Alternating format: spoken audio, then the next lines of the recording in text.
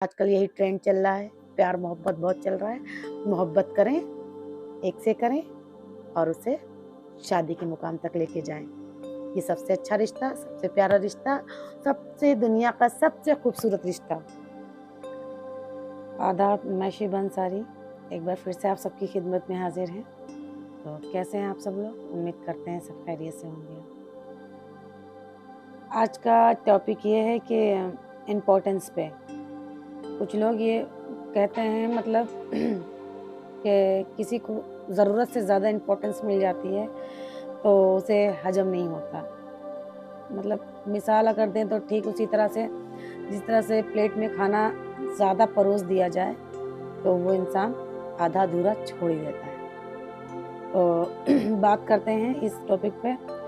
और कुछ लोग हैं जो अक्सर दूसरे की दी हुई इम्पोर्टेंस का नाजायज़ फ़ायदा उठाते हैं। वो सोचते हैं सामने वाला मुझे इतनी इम्पोर्टेंस दे रहा है, मुझसे इतना प्यार कर रहा है, मुझसे इतनी मोहब्बत कर रहा है, मुझसे इतना लगाव रख रहा है, मेरे बिना वो रह तक नहीं पाता है। यहाँ तक कि अगर 24 घंटे में उससे मेरी कोई बात ना हो, तो शायद उसे साँस लेने में भी दिक्कत हो। कुछ लोग हैं हालातों से या ये कहें हालातों के मारे या ये कहें मोहब्बत के मारे, तो कुछ लोगों का हाल कुछ ऐसा ही होता भी है।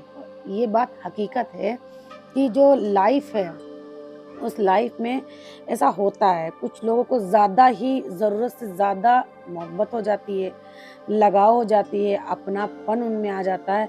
लेकिन अक्सर ये चीज़ें हमेशा से एक ही तरफ़ा रहती हैं। ये बहुत कम, ना के बराबर कि दोनों तरफ़ा दिखती हैं, लेकिन अक्सर ये एक तरफ़ा दिखती हैं। और जो लोग ये सोचते हैं कि ये मतलब मेरे लिए ये मतलब उसकी इम्पोर्टेंस का, उसकी कमज़ोरी का, कुछ लोगों को पता चल जाता है इसकी ये कमज़ोरी है और उस कमज़ोरी का फ़ायदा उठाते हैं। तो मेरा हर उस इंसान से एक ही बात कहना है कि आप जान चुके हैं कि उसकी कमज़ोरी आप हो, तो उन सबसे यही कहेंगे कि आप उस कमज़ोरी का फ़ायदा ना उठाएँ। क्योंकि कुछ लोग ईश्वर को मानते, कुछ नहीं मानते, लेकिन जो लोग ईश्वर को मानते हैं, हम उनसे ये ज़रूर कहना चाहेंगे कि अगर आप जानते हुए भी उसकी कमज़ोरी का फ़ायदा उठा रहे हैं, उसे मेंटली डिस्टर्ब कर रहे हैं या मेंटली टॉर्चर कर रहे हैं या उसे डिप्रेशन में डाल देते हैं इस वजह से कि उसने मेरे खिलाफ कोई 1-2 बातें बोल दी जो मुझे नहीं पसंद आई, अब उसे मैं अपने ही लहज़े से उसे डिस्टर्ब कर दूँगा। तो आप ये एक बात का हमेशा ख़्याल रखें, अगर आप उन्हें डिस्टर्ब कर रहे हैं, जो आपके बिना रह नहीं पा रहा, जो आपके इम्पोर्टेंस का हमेशा से बोलता है कि आप हमें भी इम्पोर्टेंस दें जो हम आपको देते हैं। आप अगर उसके बराबरी नहीं कर सकते हैं, तो उसे अपने हिसाब से ज़्यादा इम्पोर्टेंस दें। और अगर आप इसकी कमज़ोरी का फ़ायदा उठा रहे हैं, तो ये ना सोचें कि सामने वाला बंदा या बंदी नहीं जान रहा कि आप उसकी कमज़ोरी, उसे सामने वाले को सब पता है। उसे सब पता है, वो सब जानता है, सब समझता है कि सामने वाला इंसान मेरे साथ क्या कर रहा है। लेकिन वो इंसान को आपसे इतनी मोहब्बत है, इतनी लगाव है कि वो चाह के भी आपसे रिश्ता नहीं ख़त्म कर सकता, आपसे रूठ के बैठ नहीं सकता, आपको कॉल किए बिना रह नहीं सकता। उसे आपसे इतना लगाव हो चुका।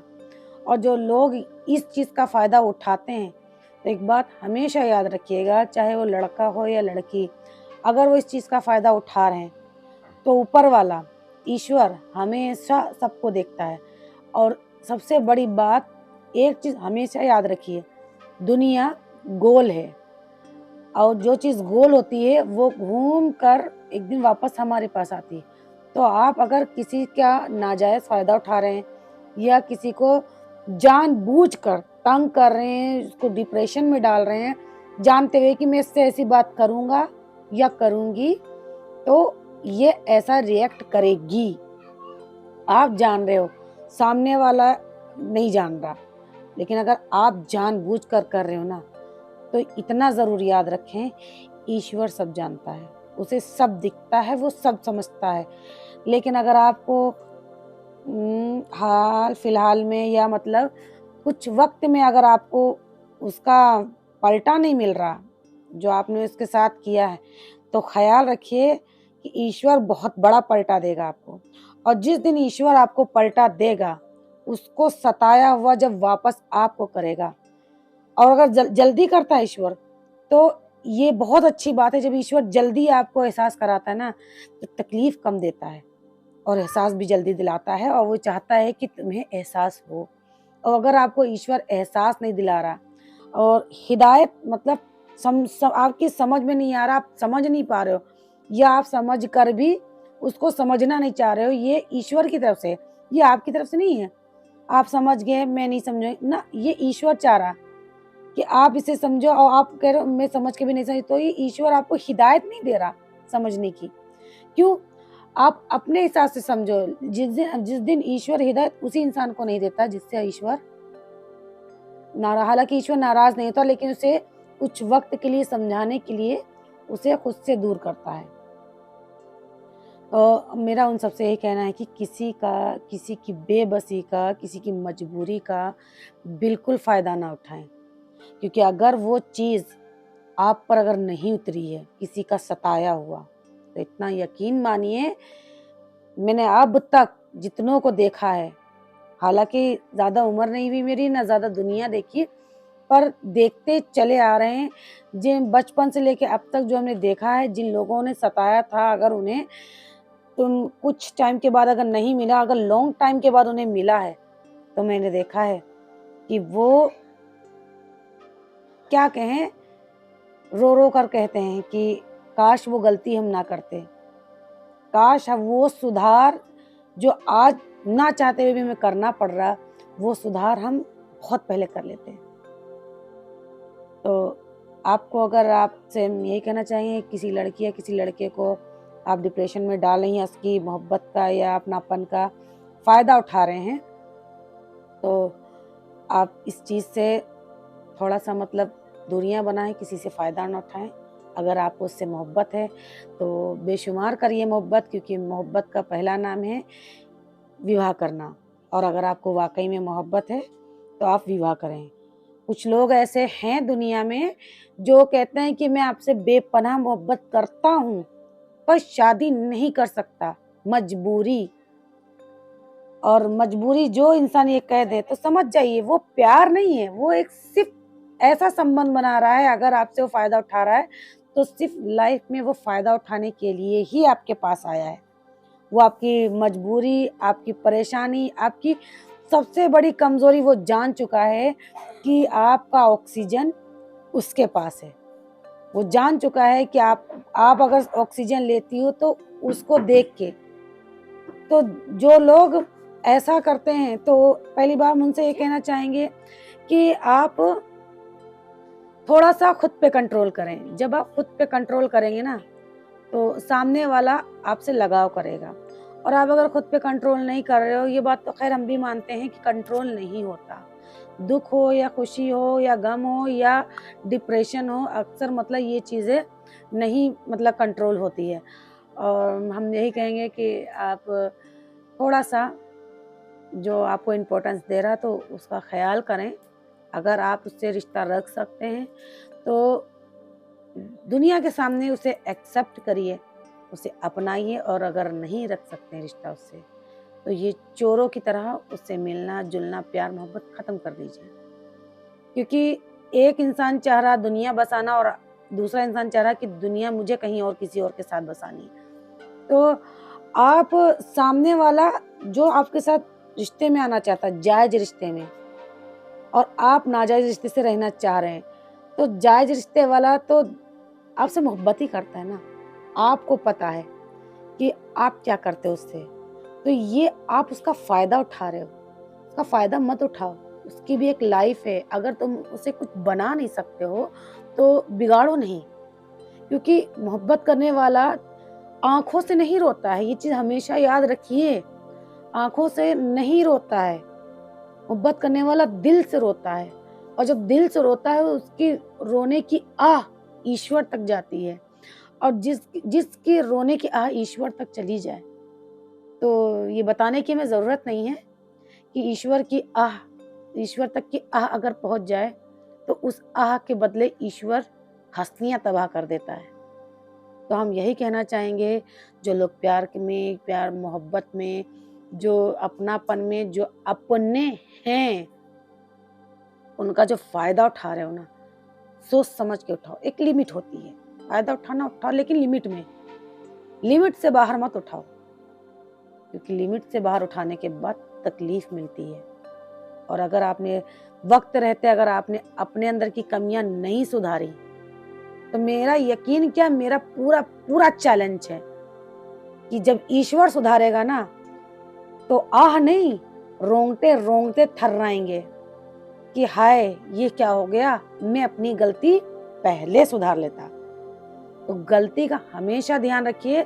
गलती के लिए कुछ गलतियां होती हैं जो माफी मांगकर सुधर जाती हैं, लेकिन कुछ गलतियां ऐसी भी होती हैं जिनकी माफी नहीं होती है, सिर्फ सुधार किया जाता है, उन्हें सुधारा जाता है।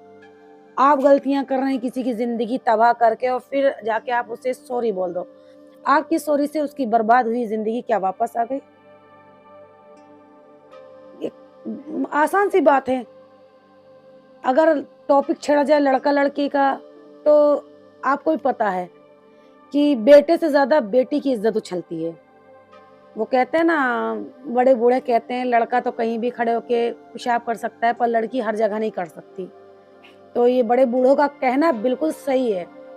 तो जो लड़का गलती कर सकता है वो लड़की नहीं कर सकती, और जो बदनामी लड़की से हो सकती है ना, वो लड़के से नहीं हो सकती। लड़का हजारों गुनाह करके चला है, फिर भी पर्दा है, लेकिन लड़की ने गलती से भी एक गलती कर दी, तो वो जमाने में समझ लीजिए ऐसा गुनाह जिसकी कोई माफी नहीं।